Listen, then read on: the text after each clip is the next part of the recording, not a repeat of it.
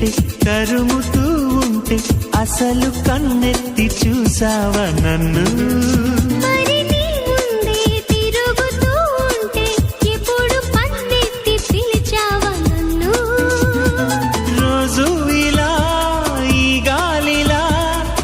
చెవిని తాకేది నేనేగా